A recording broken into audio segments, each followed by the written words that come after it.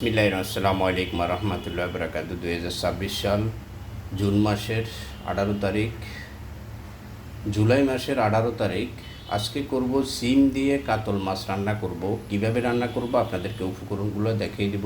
কেন আদা রসুন পেঁয়াজ বাটা, জিরা পাউডার, মরিচ পাউডার, লবণ, হলদি পাউডার, পেঁয়াজ কুচি, সোয়াবিন তেল আর কাতল মাছগুলো হলুদ মরিচ মেখে নিছি, আর এখানে সিমগুলো কেটে নিছি। আজকে করব সিম দিয়ে কাতল মাছ দিয়ে রান্না করব। জুলাই মাসের 18 তারিখ 2026 সাল করব কাতল মাছ দিয়ে সিম দিয়ে রান্না। পুরো ভিডিওটা আপনারা দেখবেন ইনশাল্লাহ। সব উপকরণ দিয়ে দিলাম, এখন ভালো করে কষিয়ে নিব। কষিয়ে তারপরে সিমগুলো হয়ে আসলে উপরে মাছগুলো দিয়ে দিব। কাতল মাছ দিয়ে সিম দিয়ে রান্না কষানো হয়ে গেছে। এখন সিমগুলো দিয়ে লাড়িয়ে ঢাকনা দিয়ে দিব। সিমগুলো দিয়ে দিলাম, এখন লাড়িয়ে ঢাকনা দিয়ে দিব। ওয়াও, দেখতে অনেক চমৎকার লাগবে, খেতেও দারুণ লাগবে। ওয়াও, যারা এই ভিডিওটা দেখবেন, যেখান থেকে দেখবেন অবশ্যই কমেন্ট বক্সে জানাবেন।